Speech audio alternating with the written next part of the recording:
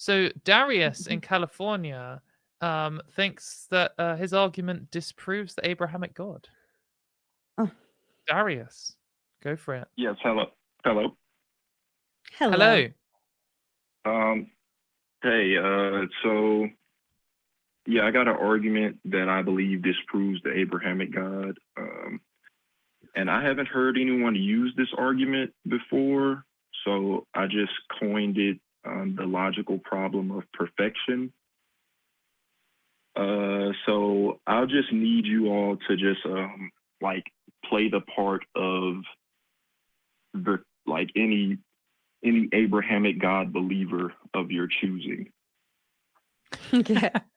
Okay. I'm ready. I'm ready. You're going to hell. Okay, got it. All right. Hell is real and you're gonna burn there. All right. Go for it, Darius. But so premise one, God exists. Okay. Hello? Oh, okay. Yeah. Yep, gotcha. Oh, and just agreed. For the if you agree with the premise, just say yes, and if not, you can say no, and then we can discuss why you don't. So I'll go on to premise two. Premise two, God can't defy the laws of logic. I don't know about that one, really. I don't know. I genuinely Depends don't on a know lot of things. what most theists would say. I think that some might just say he can. So some would say God can do anything. You say he. You say he can. Okay, so then I mean, if they disagree with that, I would just go into what I'm saying, an explanation of like, okay, so if they say God can defy the laws of logic, I would just say, so God can do things like he can sin and he can't sin at the same time. He can do things like lie and not lie. Yeah, the example that we had before the show, actually, we were discussing this. Someone said, can God make a burrito too hot for him to eat? Right. So whenever I hear questions like that, most theists answer, well, the theists that I've seen, most theists answer like, no, God can only do things that's logically possible. Like with the question, can God make a rock that's too heavy for him to lift? Then they just say that no, he can only do things that's logically possible because that doesn't make sense. You know what I'm saying?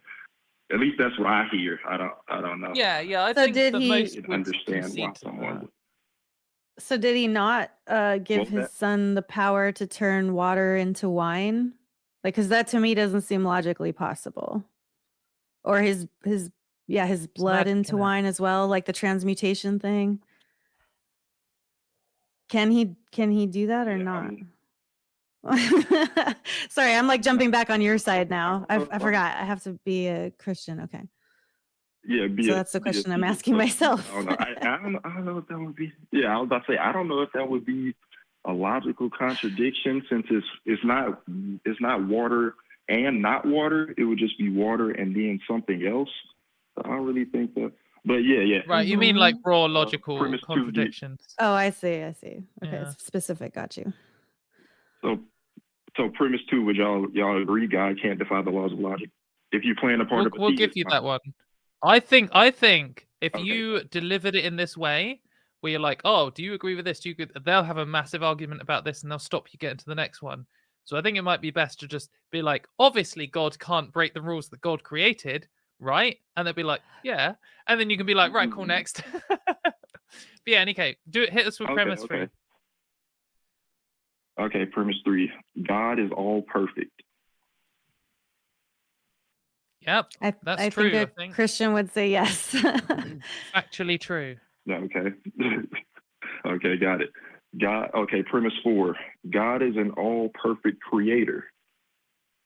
So some of these premises are kind of repetitive just to like really drive the point home because sometimes, people could not only just theists, but people could kind of get like at the end, they'll be like, no, I didn't agree to that, but you did. So I like to kind of drive the point home with these premises.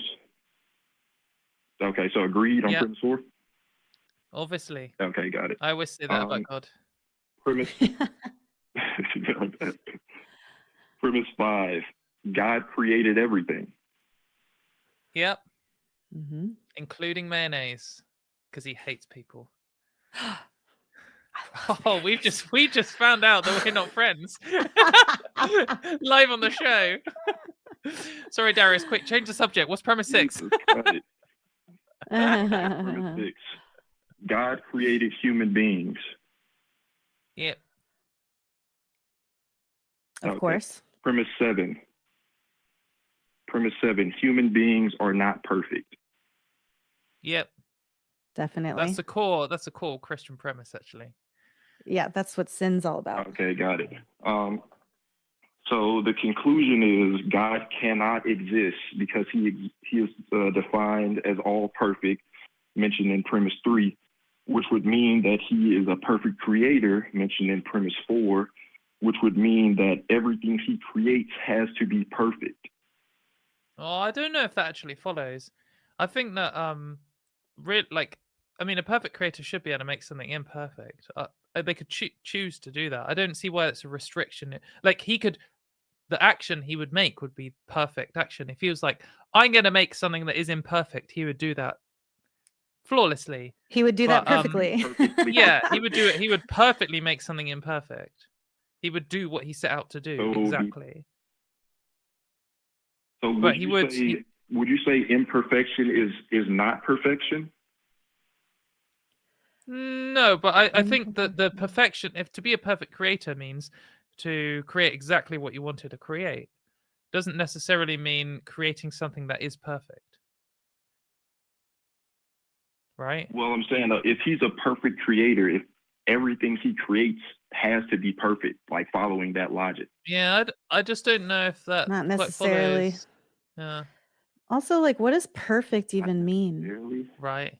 I think it's subjective, right? That's what that would be like. Yeah, it would. I believe it is subjective, but like not according to like Abrahamic theology. The Bible. That's the kind of mindset I tried to get into for this argument. Because it's kind of like really black and white. There's kind of like things that aren't subjective that I find to be subjective, but they find it to be objective, like God being perfect. I don't really know what that would mean, but to them, I guess it means like he can't make mistakes and stuff like that. And I don't know. I would think that an all perfect being can't create something that's not perfect. So I guess the Christian answer because to this he's all would perfect be in every way. There is just from talking to some of my Christian friends, the answer I know that they would give is God didn't want to just create these like mindless automatons that are machines built to worship him. He wanted to build things that had the choice of whether to worship and love him or not. So in order to do that, he had to give them the power to do things he didn't agree with and just guide them and tell them not to do them, but they have to be able to do them. So in that sense, he is set out to create the perfect being, perfect in the sense of being able to choose to love him or not. And the only way you could do that was if they could do things that you considered imperfection. So in a sense, he has created the perfect human beings. I think that's what they'd say. Right, and I understand that answer because they would just say that, human beings, I think I hear a lot of theists say, well, human beings like Adam and Eve were perfect, but then they became imperfect or not perfect through like sin and free will. But I would say that since God created everything, he created sin and free will. So they also have I agree. Yeah.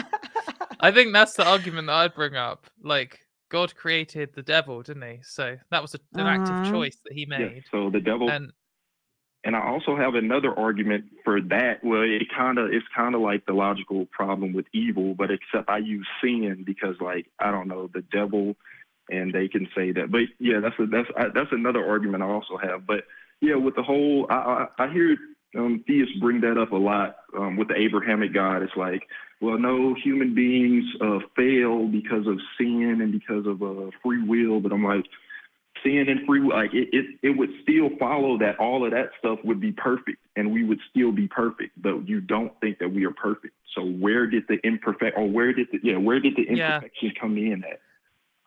I think I can see that. That would be my on the question. free will thing, I often point out that like people often say free will as if you have all choices available to you, or no free will as in you don't have any choice Yeah. at all. But we actually have a limit, like whether we have, whether the universe is deterministic or not, if we just ignore that and say we have choices, we only have a certain amount of choices.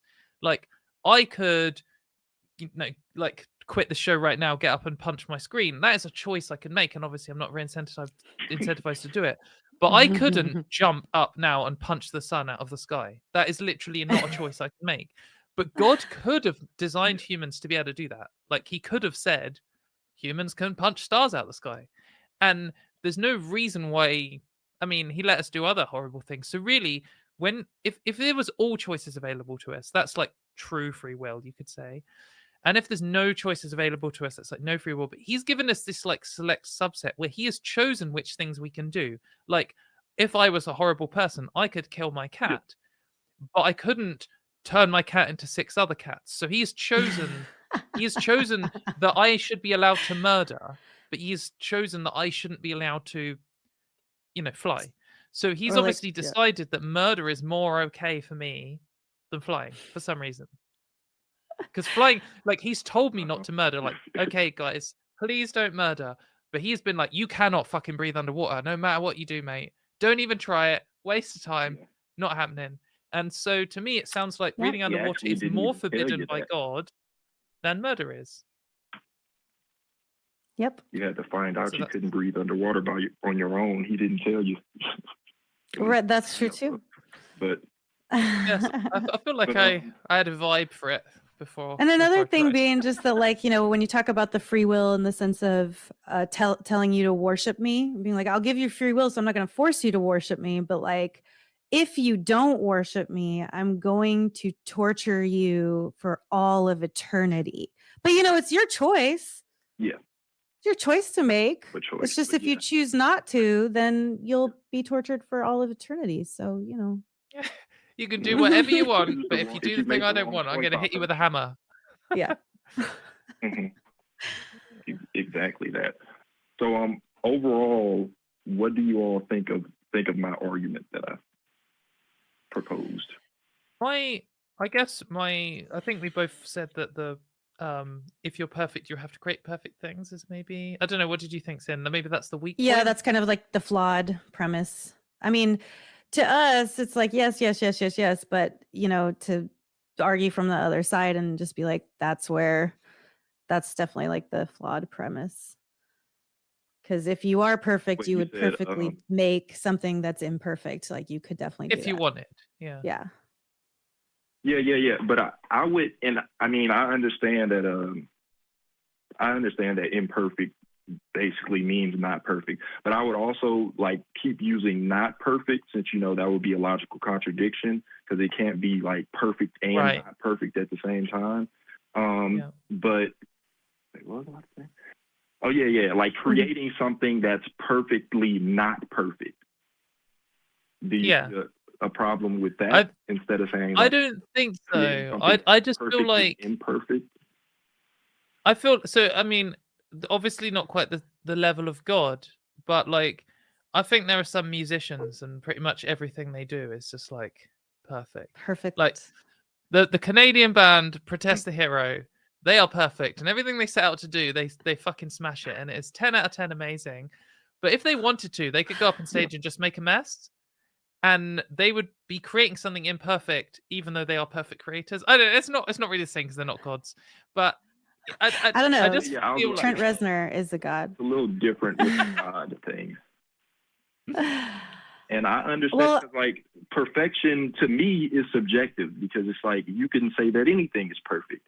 But with, like, from a theist perspective, especially with the Abrahamic religions, they feel like God is this perfect, all good, just can't do anything wrong being. Like with certain, I mean, works of art, and I mean, just anything that we perceive as perfect, it can be perfect to us, but it's like, that's just my opinion, you know what I'm saying? But like when they refer to God as perfect, to them, that's not an opinion. It's like, it's subjective and it can't be wrong. So that's, I don't know, that's the... Well, yes, and that's why basically if you're arguing with theists and using this list of, false premises and whatnot, I mean, they're still just gonna find a reason to argue against you, or they'll just be like, nope, We'll have to wait faith. up. I mean, right? Isn't that the answer at the end always? Faith? You know? Oh no, I definitely understand it. And I mean, I don't really see how they could like wiggle the faith part into it. I mean, they could just say faith, and then they could be enough for them. But like usually with this kind of arguments, with the with like, oh, people were perfect or people are bad and stuff like that, they usually say free will, you know, free will this, free will that, sin, the fall of man, and all that stuff. But like I said, I would just bring up that God created all of that, so it has to be perfect following your logic. But no, I definitely understand that theists they are, I wouldn't say they're good at wiggling their way out of arguments, but they flail and they do it a lot. But And then it's okay. I mean, that's all I had for you all. If y'all didn't have anything else for me. No, but thank you so much for calling. That was a great talk.